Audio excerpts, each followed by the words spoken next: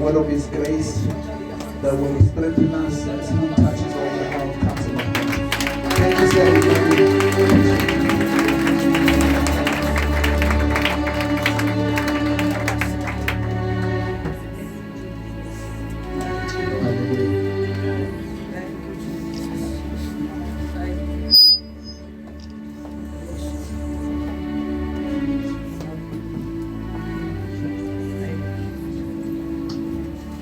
Greetings in the wonderful name of Jesus Christ. Amen. Hallelujah. Alright, first of all, let me appreciate Apostle Kairos for the opportunity to be standing here today ministering to this house in the wonderful name of Jesus. Thank you so much, Fathership, for entrusting me with such a burden. Amen. To the servants of the Lord, to my brothers and sisters from Kairos Apostolic Network, greetings. To the man of God, Rudy Enoch, the wife, you are recognized and acknowledged. To the leadership in the house at large, greetings in the wonderful name of Jesus Christ. Amen. We bless the Lord that this is the day that the Lord has made. This is a special day. Amen. I believe before this years he was praying, he was just touching some few things that I wanted to minister unto you. But I believe he touched most of the stuff. He touched on warfare.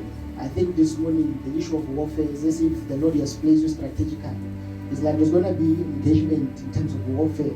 But this warfare is going to be strategic, not like as it used to be done, like we'll send back to the sender and stuff. Like it's going to be an apostolic type of a thing whereby you're going to exercise apostolic governance in an area. And also I sense, like as I was praying, I think last week and this week for you in the house, I sense the issue of building, because I was not even sure where the building, the place where we are coming to is at. But I saw you like in the middle of the city, of this town. But also there was a structure that I saw. It's as if you are planning for the building. And also I sense as if the Lord will even touch the community. People are already born again to come and assist, because I also saw business people that which are going to connect, that the Lord will release finances in terms of building. It's like the building will actually come from outside. Even as I was meditating, the Lord began to reveal the issue of Ezra chapter 1, whereby there was a time of building. It's as if the Lord is saying, this is a time and this is a season whereby the structure will be erected. Yeah, but the Lord will also give you strategies on how to raise funds. It's like as if the Lord is saying, I'll give you strategies on how to raise funds. Also, I even see that the Lord will even raise you even in time to come, whereby you will start a school of ministry, whereby you will be ministering to leaders, raising leaders, people who are stewards of the word, people who are strategic, people who will handle the word of truth with care. This is what I began to saw. And also your move in terms of liaising with the municipality. It's as if the Lord is placing you strategically like a Daniel, whereby you will be to have an engagement with governors, with mayors and stuff. As if the Lord is doing that strategically as an icon in the city. It's as if the Lord is a season whereby the Lord is using you. And also I've been perceiving the spirit that there is a heart, there's a burning issue in your heart as it pertains to the youth. It's like your heart is went out to the youth. But you are trying to develop youth empowerment programs, not only for the church but also for the community, also in terms of drugs, in terms of crime. You are trying to alleviate such and poverty, whereby also the Lord will cause you, as you connect and liaise with business people, they will come and empower your people and also the community, raising people who will become entrepreneurs. And also upon the life of Mamfundis, and I began to see that the Lord will use here, there's Mamfundis, the Lord will begin to use in terms of those little ones that you will groom, your heart in terms of them. The Lord will cause you to raise them in biblical truths as young as they are. Not only just teaching them and gathering them for the sake of children's ministry, but to be a children's ministry whereby they will be raised to be people who will stand in the truth. This is what I began to receive from the Lord as it pertains to the house. Hallelujah. And we bless the Lord. Amen. And also lastly, as people just touched what the Lord has just communicated, the issue of the prophetic. It's as if the Lord is actually transitioning you. God is actually calling you to the prophetic and to emphasize the prophetic, to teach on the prophetic. And to activate. Like there's going to be a flow. And others like are going to prophesy as if they are majors of our day. Like there's going to be details. Like the word of knowledge will be so intense. Like they'll come with details. And also the word of knowledge, the word of wisdom, whereby they'll give directions and give guidance and stuff. Amen. Hallelujah. Amen. Because I also perceive that in this house there are people who are business minded. Like they have this thing of business in them. There's so much. It's like I'm in the house of business or entrepreneur spirit. There is that in this house. There is that dimension in this house. There is so much grace and blessing in this house. And I think yesterday as I was praying, what would touch the issue of healing? I sense that today there's going to just be healing as we are speaking. Yes. There's going to be healing of the blood. Yes. Whereby you have tested issues of the blood. Whereby you were tested positive for HIV. I just felt as I was praying yesterday that there's going to be healing and without even laying hands. This is what the Lord is going to start to do in this place. Where there are issues with your blood, there are issues with your bones, there are issues with your skin, with your mind, the Lord will begin to move in the healing dimension. This is what is going to happen today. And others will testify through this, that because of that gathering, there was just an opening of healing. And we began to receive, they'll testify. Hallelujah. We bless the Lord.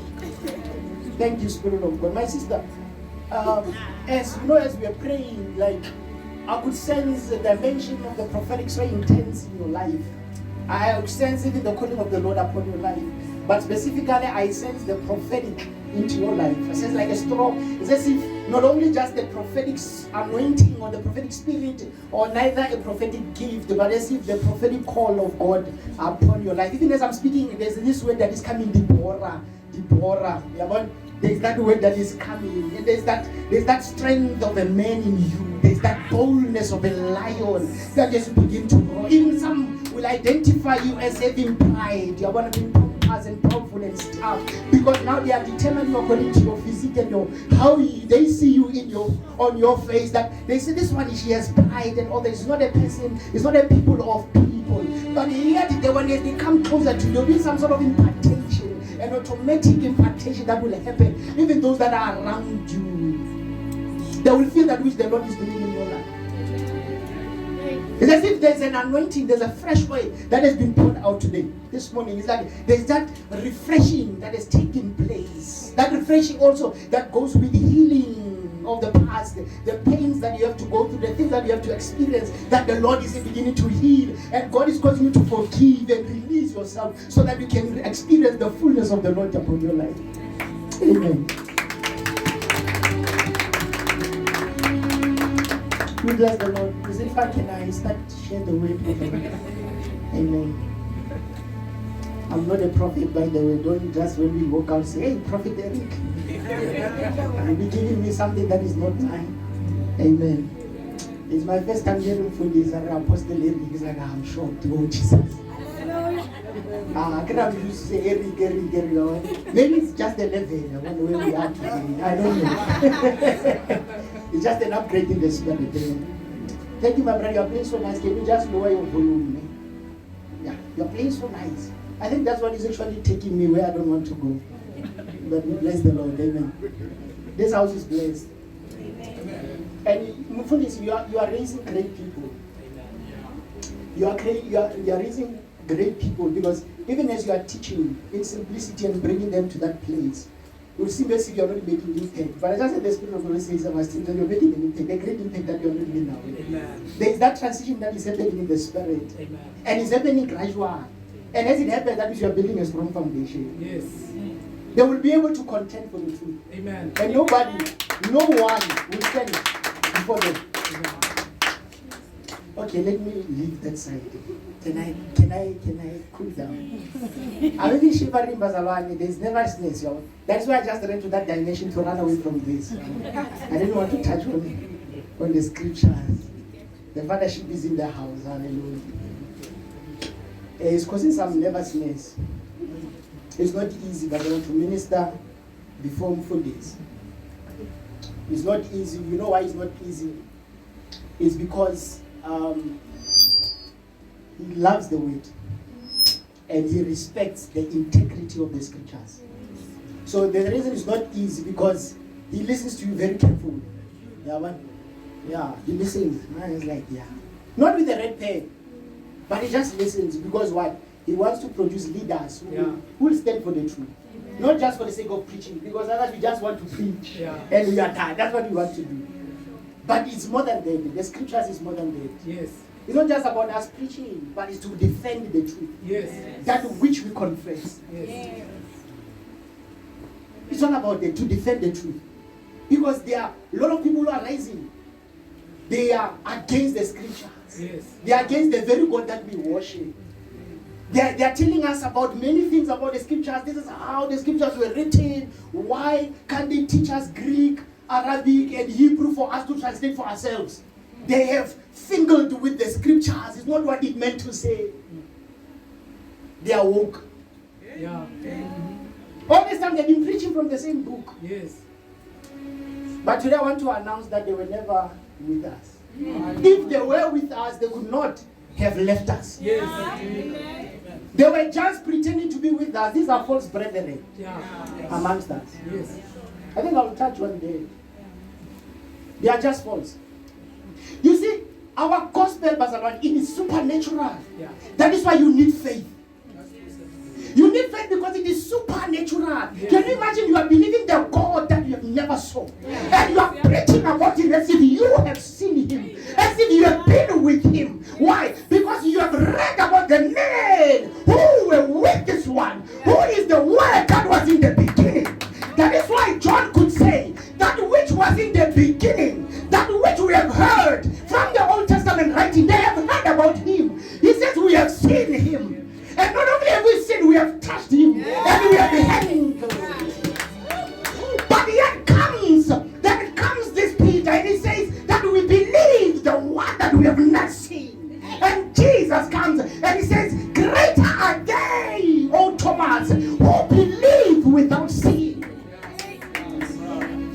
You see, the preaching of the gospel is not to convince people to come to Jesus, but it is to convict them. Yeah. We don't convince anyone, but we are preaching so that the Holy Ghost can convict men of their sins.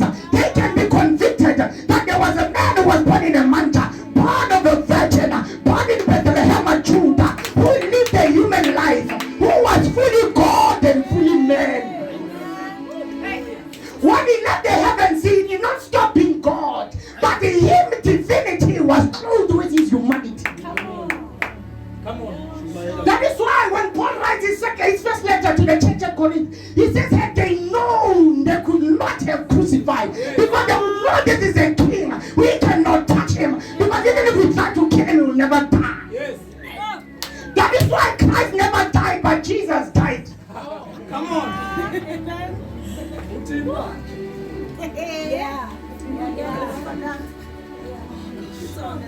So this gospel, it needs faith. The Bible says without faith it is impossible to please him. It is impossible. He says they that come to him, they must believe that he is. Not what he can do, but that he is.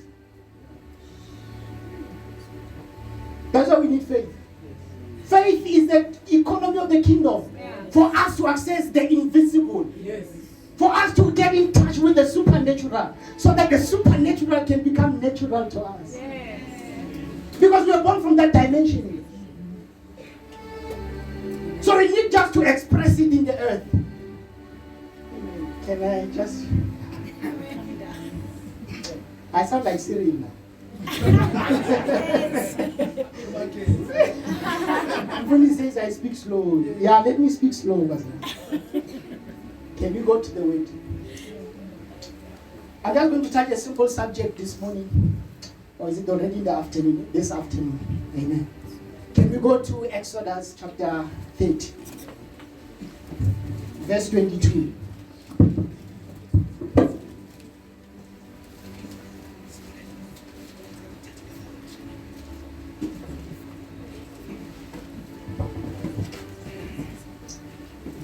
Yeah, I think I'm left now with about 10-15 minutes. So shall fast. Exodus chapter 30. Some of you here, you have maybe heard the message concerning the anointing. So this morning I just want to talk about the compounding spirit, or the compounding anointing, or the compounding ointment. Amen. It's not a difficult phrase, but the compounding spirit. Amen. or the compounding ointment or the compounding anointing. Amen. I just want us to look on a few things there concerning the anointing. And Bazalani, as I'll be reading and trying to extrapolate from the scriptures, we should just be aware that there's a difference between the anointing and the olive oil. They are not the same. Yes. Open it up. What in pin? There is a difference between an anointing and the olive oil. Yes. Because, let me not be ahead of myself. There's an olive oil. When you crush the olives, you get an olive oil. Yes. But when some things are added to it, it becomes the anointing. Yeah. Right. So for those who are selling their anointing and those who anoint people, you must just ask the ingredients in that bottle. So if the ingredients in that bottle are not in the scripture, that is not the anointing from the Bible. It is another. Yeah. Amen. Amen. Anointing live. They're not quite sure when this word came. It's like, okay, maybe it will help us. Amen. Yeah. The holy anointing oil, here's a good thing. The heading, it says the holy anointing oil, doesn't say the holy olive oil or oil. Yeah. The holy anointing oil. Amen. So I'm try not to but I'll try. Right, verse 22. Moreover, the Lord spake unto Moses, saying, Take thou unto thee principal spices of pure myrrh, 500 shekels. How much? 500. So we see a number. Because in Police Kabelo, we would say there are no meaningless details in scripture. Yes. So God will not just decide to give a specific number for Mahal. Yeah. For example, when you read Genesis chapter 6, from verse 14, the Bible speaks about the construction of the ark of Noah. Yeah. And the Lord says the length of it should be 300, Yes. the breadth of it 50, 50 cubits, and the height of it 30.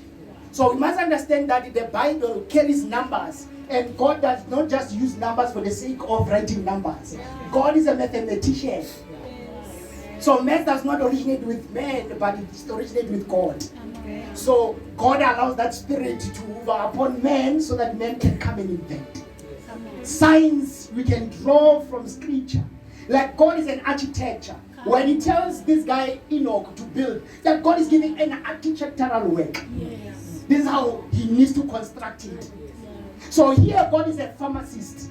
He's telling them how to blend together the spices to produce the anointing oil. Yeah. So God says 500 for what? For myrrh. And of sweet cinnamon, half of much, which is 250. Sweet cinnamon. Maya is bitter in taste. Sweet cinnamon is sweet in taste. But God says half. Sweetness, half. Bitter, 500. No, it's God. He says bitter stuff, 500. Yeah. Sweet things, 250.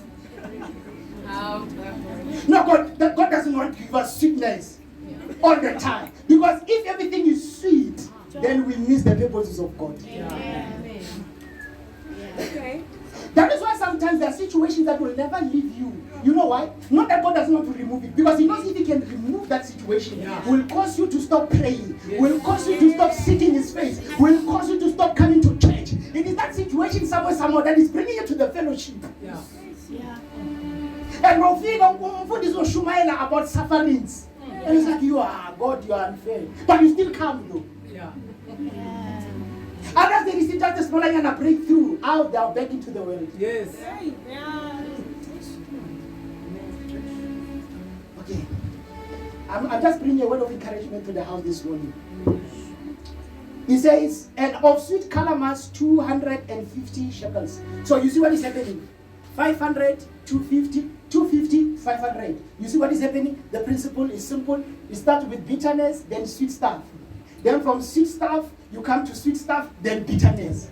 This is the cycle of our Christian walk.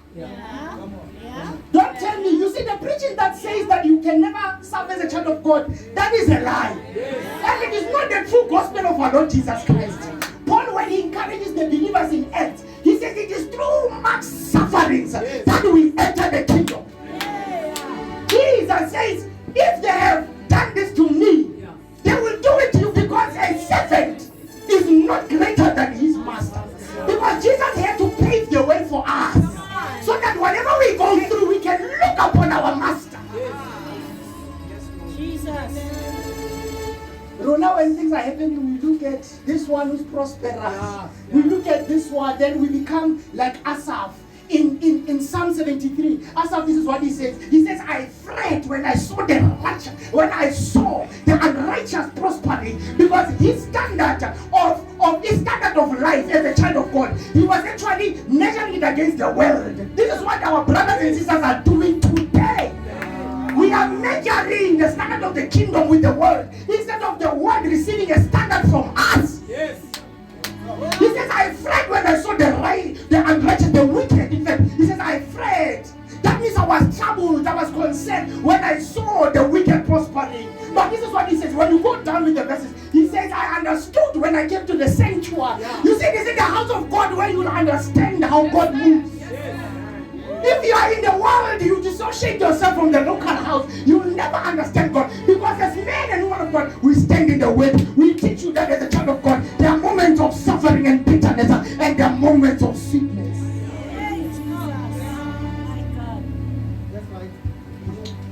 And then he continues to say, and of cassia 500 shekels. You see, bitter, my cassia 500. But sweet cinnamon and sweet calamus 250, which is 500. So check what is happening. The bitter spices outweighs the sweet spice. Have you experienced whether in your life there are bitter stuff than sweet stuff? You have the anointing, Pastor Lord. That's why. You have the anointing. That's why. It's like for one moment you are enjoying yourself. One moment, the hell is broken loose. It's like heaven. One moment you are having stuff, one moment they are gone. One moment you are having a lump sum of money, one moment is gone. But God don't care that day. But then you complain, God, I gave my tithes, I gave my first fruit, I gave my offering, spirit. But what is happening is the devil and the Lord is not answering. Because there are things that God will never answer. Not that he does not have answers, but he just decided not to answer. You cannot even fight with him. You will fight, but you will lose. Because he's quiet, then you are troubled, then you start to say, I will never go to church, I will never preach. But now, like Jeremiah, you said the word was shut in your mouth. And you preach even though you don't want to. You preach even though you are hurt. You preach even though things are not going well for you. You preach even though you don't have money. You are looking for a job, you don't find it. But you are preaching as if you have it all. Why? Because you have Christ, who is all. He is more than enough. He will cause you to preach in days where you don't want to. He will cause you to preach when you feel that things are collapsing in your life. He will cause you to preach. When criticism are rising, when people are rejecting, you preach even more. Why? You have the anointing.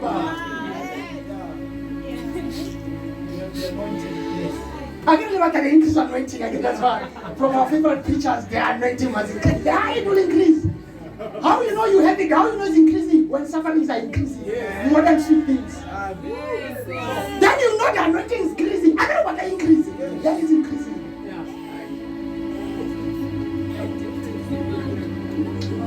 All right. Okay, verse 21. Or should I leave it here? Okay. And it says, the cassia 500 after the shekel of the sanctuary, and of oil olive. You see? And him. So they're going to make a concoction of the anointing oil. There are spices, 4 spices in number, plus 1, which is a hint of oil. You see, it is an olive oil. You see here the spices. So they have to bring them together to produce a what? An anointing oil. So an olive oil alone is not the anointing. No, it's in the scripture, unless we write, we have our own Bibles. And olive oil alone is not the anointing, but an olive oil mixed with 500 shekels of myrrh, 250 of cinnamon, 250 of calamus, and 500 of cassia. When they are blended together, then you have the anointing oil.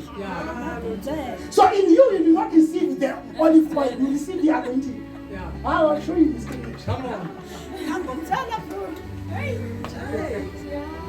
Yeah.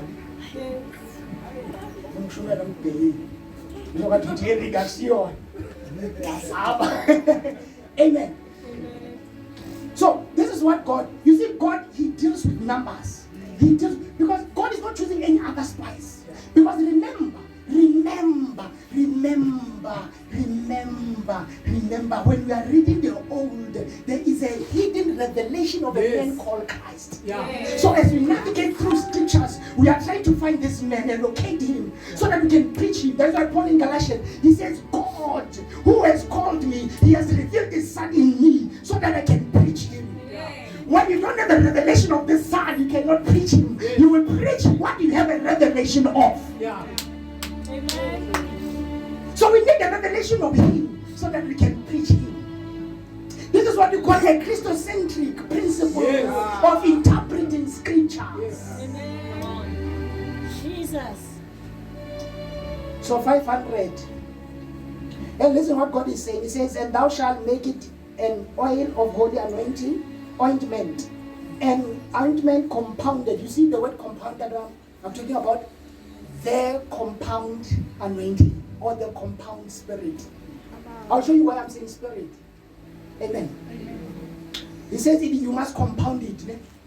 Those who have done physical sciences or chemistry, you'll understand that the word compound, there's an element, there's a compound. An element is a substance that cannot be broken down any further, but the compound is a substance that can be broken down. Why? Because it's a mixture of different elements.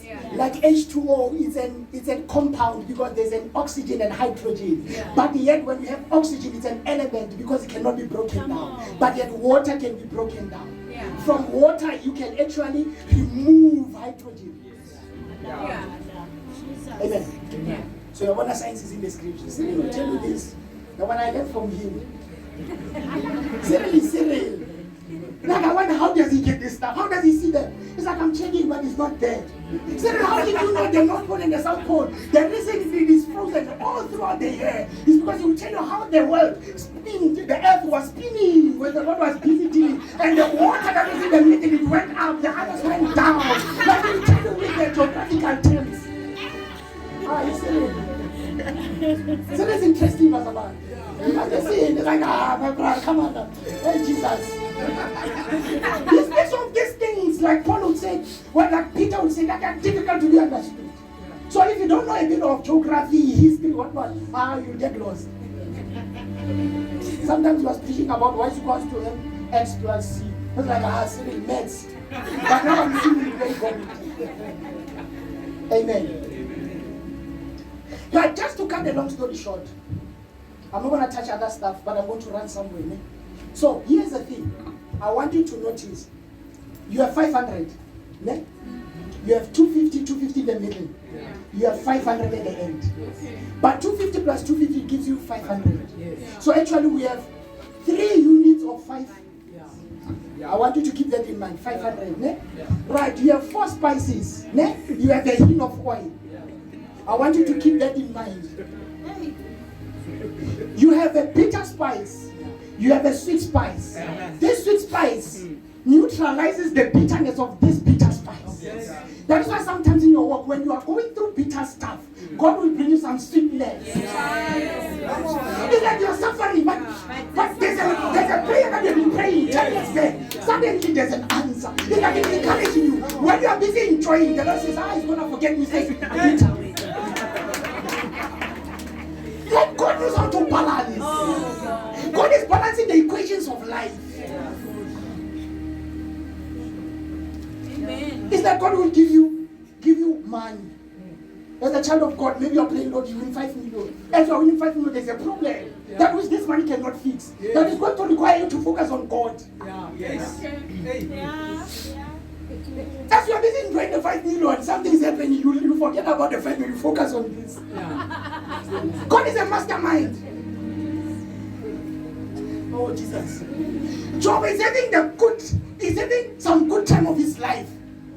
He's having some good time. Suddenly something happens. Yeah.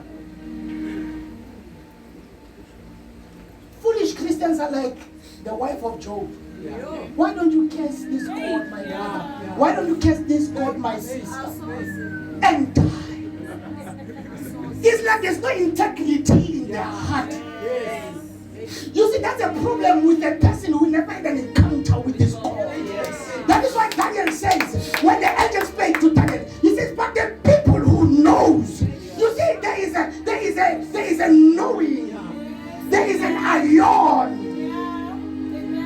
There is a knowing that must happen. You need to get in touch with this God. You must know him by yourself. With the scriptures we are teaching, we are helping you so that you don't find yourself in the wrong dimension. So the scriptures, they serve as the parameters and the seashore. So that as you are diving in the spiritual realm, as you are diving in the waters of the spirit, so we are bringing the bends between to say you must not be extreme in your experiences. We are causing you to be in the right pipeline. So the scriptures, they actually prevent you say no, but when you go this way, it is error. When you go this way, it's heresy. Amen. So the scriptures are bringing balance so that when you experience the spiritual realm, you don't find yourself entertaining demonic forces. You don't find yourself drawing from demonic realm. Amen. So that when you teach scriptures, we are just trying to caution you to say these are extreme, these are what. Because sometimes whatever you'll be standing on is something that has been preached long time ago. So when you come with it, already we know you read it somewhere. And the forefathers of faith, they've already declared as heresy. Whenever you preach it, there's new revelation. Because you know sometimes we read, it's good to read, but as you are reading, we set aside the spirit of discernment. Because as you are reading materials that which are even older than you must discern to say, but this one is not according to the word. But here's the danger: if you don't know the scriptures, you take everything as truth. But now you have been taught the scriptures, you have learned, you have given yourself time to be devotional in studying the word. As you study, when you read a certain material, it must bring questions. You say, but how does it relate? You compare, and already the Holy Ghost in you will never deceive you because it's the spirit of truth. Wow. So this is the oil. This oil is going to anoint the priest office. It's going to anoint the tabernacle. It's going to anoint everything in the tabernacle. And we must understand that this Jesus is the tabernacle of Moses. We must understand that when God began to say to Moses, create or construct this tabernacle, he said you must do it according to the pattern sign. Because what you are doing is already in heaven, so it must come on earth. But when it comes, it must be in accordance with what you already constructed. They must not get confused when he comes. That is why in Matthew chapter 2, when Jesus came, Herod says, go and inquire from the priest if this is the Messiah. When they inquired from the priest, because the Bible says the mouth of the priest must preserve knowledge. For the priests were knowledgeable that this was the time and the season of the master. This was the time and the season of the king. They said this is him according to the scriptures. When he comes, we must trace it from the scriptures to know that this is he. This is he that which was declared. Because the prophets declared him, and the apostles began to build him up for us to have a revelation. Come on.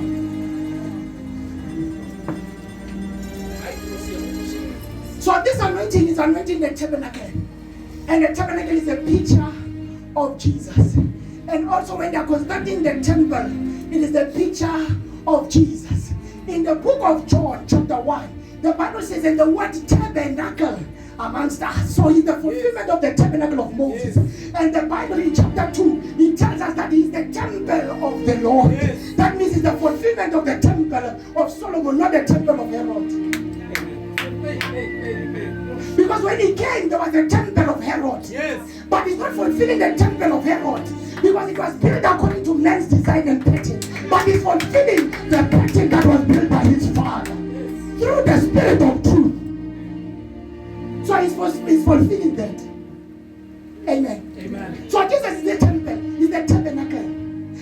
Bible says they must anoint everything. So that means when they are anointing the Jesus that will come. They are anointing the altar of burnt offerings. They are exalting his ultimate sacrifice.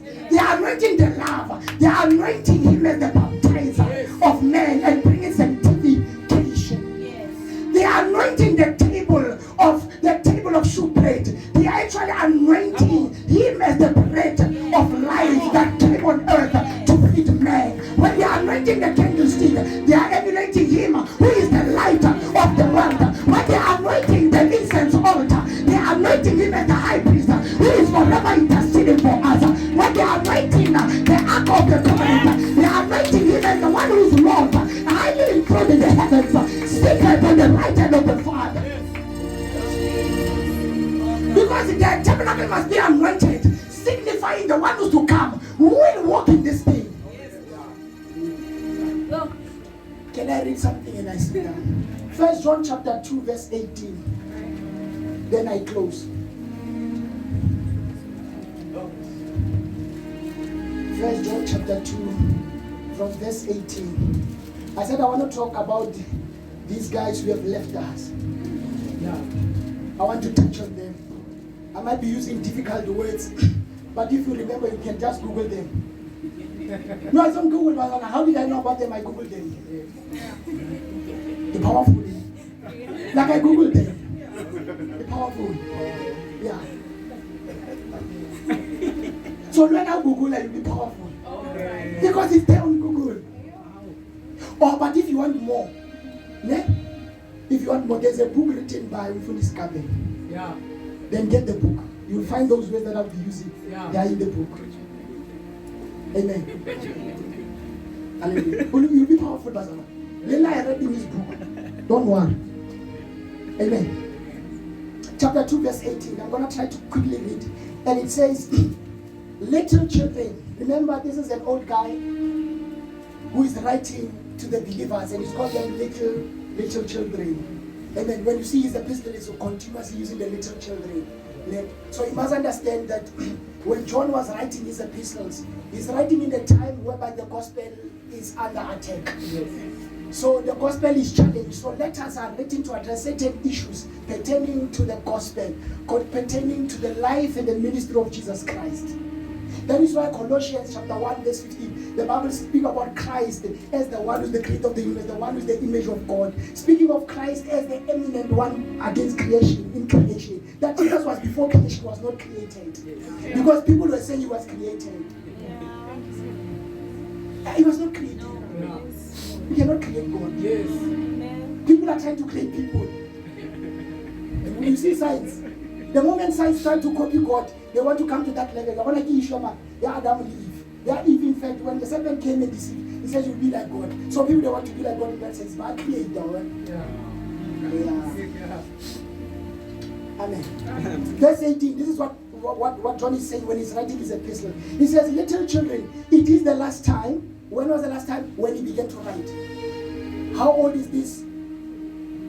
We are in 2022. Yeah. This was written about 1,800 and something years ago. Yeah. So when he writes this, it is the last time. Amen. But when I say that, I'm not saying it is irrelevant to us. Because when you read this guy, the writer of the book of Ecclesiastes, which is Solomon, he says there's nothing new under. He says that which is it was and that which will be it is now. Yes. So there's a repetition of people are taking the gospel. So you see why God is not writing another Bible? Because this one is enough. It's charging every generation. We don't need another Bible. This is more than enough. Because the thing that happened during the times of Paul, even before, it is happening today. Like Satan, it does not have new methods or what, but he's just using the same words, he's just twisting them. Yeah. Okay.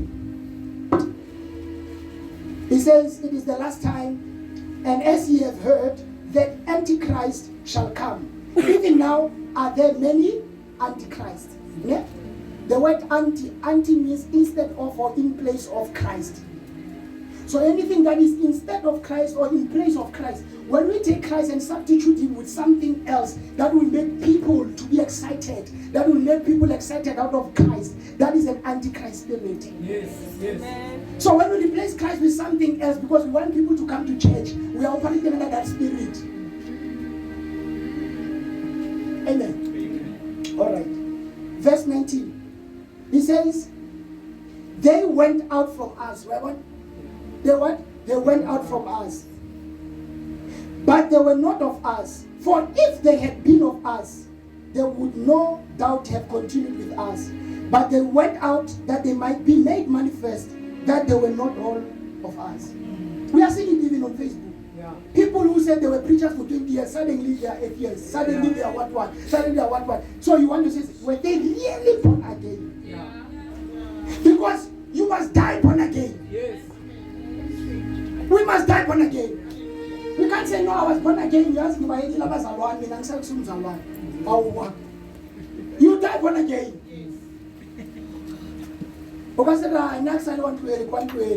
You cannot divorce your biological origins. Yes. Nobody knows they were with us, but they were never of us. The one of the scriptures still applicable today, that people are leaving us for something else. Going to spirituality. You see, going to other stuff that are very strange. Yeah. Africanism and stuff. Yeah. Feminism is like, you know what, the church is against what.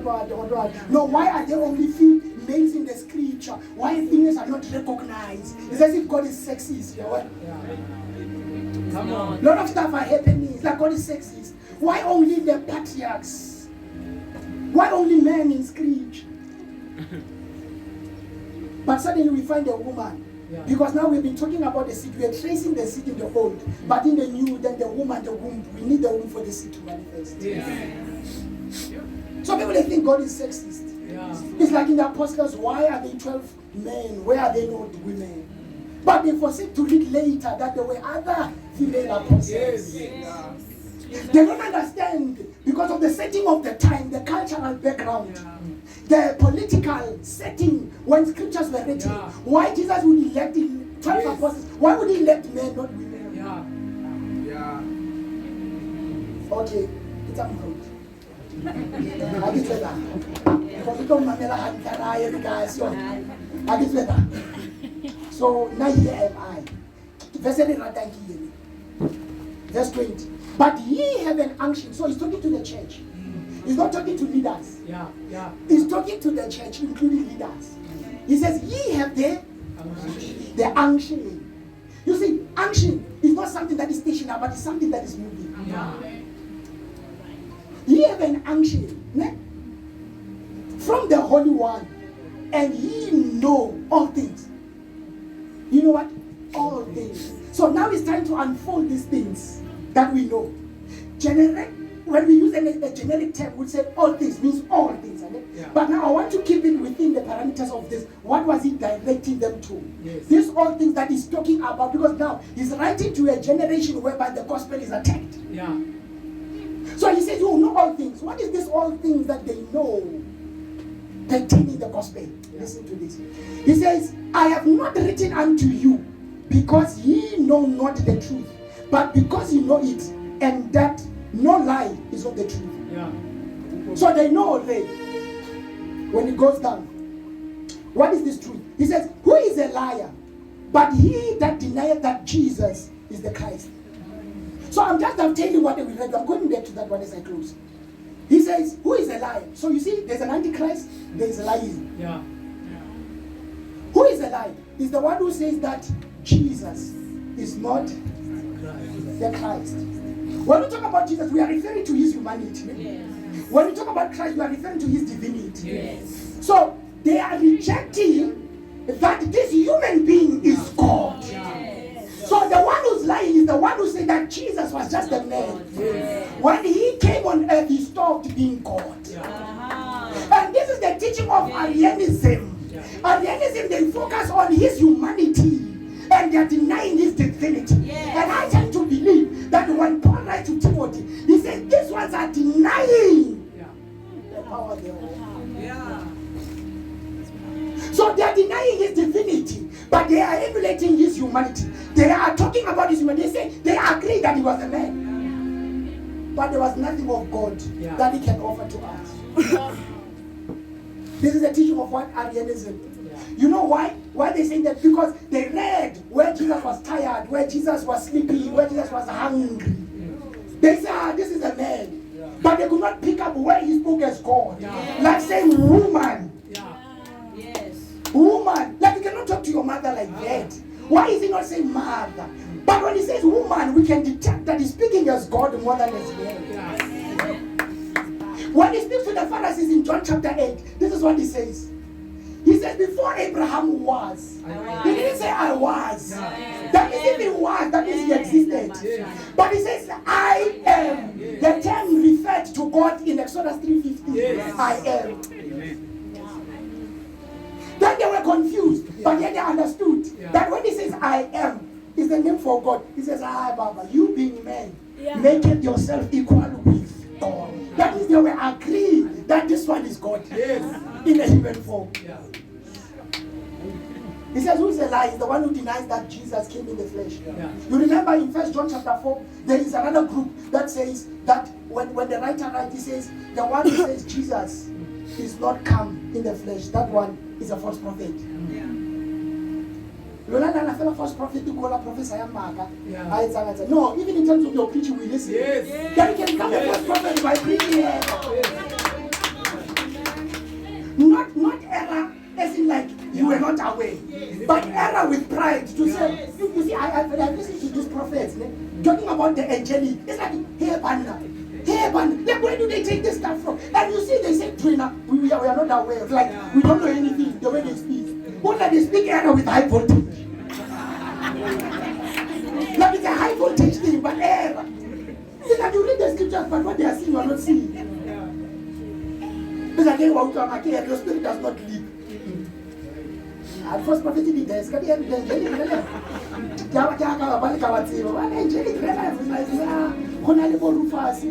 angel mama,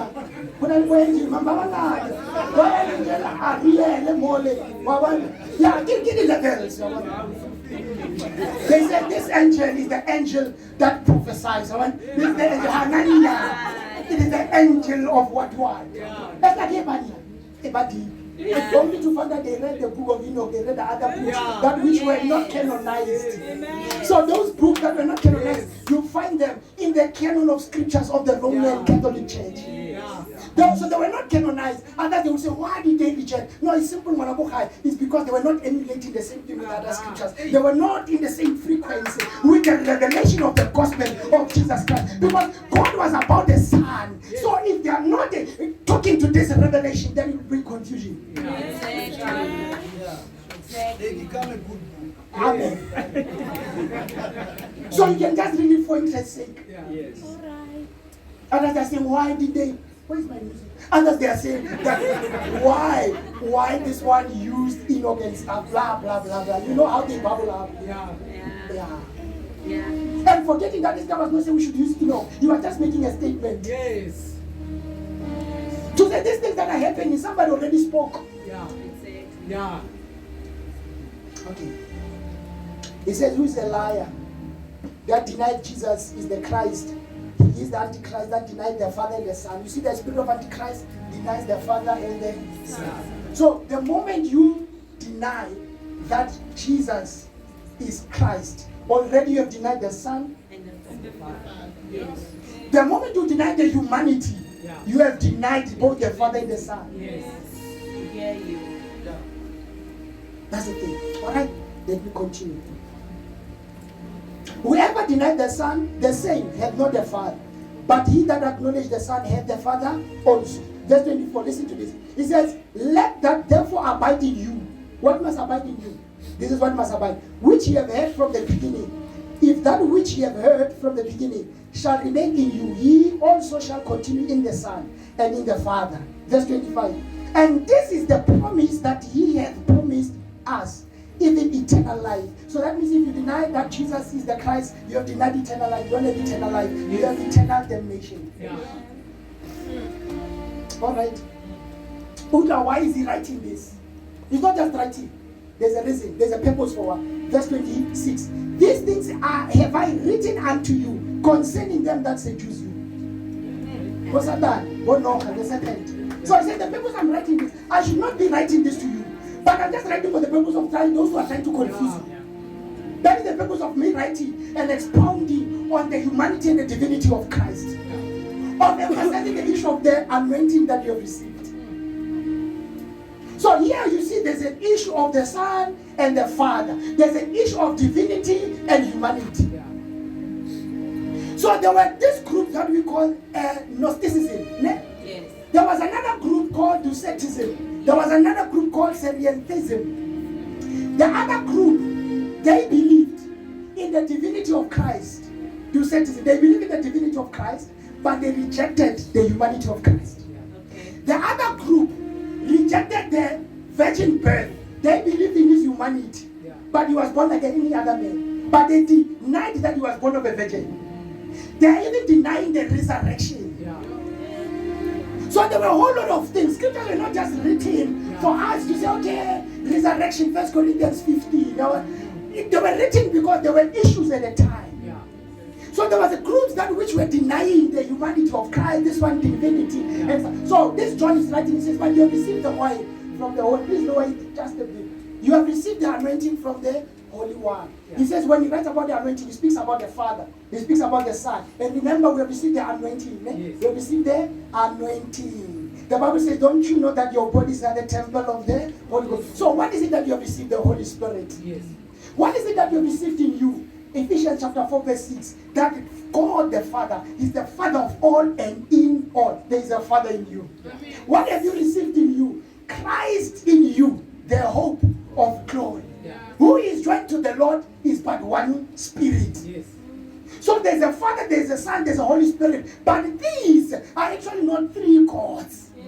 It is one unique God expressing himself in three distinct personalities. And this Jesus, he does not have two personalities. He has one personality with two distinct natures. He has the nature of a human being and the nature of God. Amen. Amen. Let me close with this.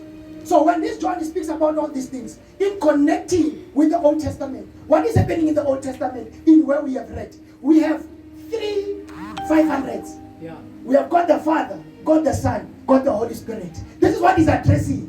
It's like John, he's interpreting the Old Testament. There is 500, 500, 500. And the middle 500 is divided into 2. Speaking of the second in the Godhead, who will hang on the cross and be divided. So that is why it must be 250, 250 to signify that the one in the middle will hang on that cross. Okay. And we have 4 spices. Number 4, it's a number. It's a number of the earth. Number 4 is a number of the creature. So in number 4, we are seeing a creature created by God. In this creature, we are seeing actually humility. Yeah. We are seeing humanity. And we have a hint of oil, remember? You have a hint of oil. So a hint of oil, it speaks about the divine spirit. Yeah.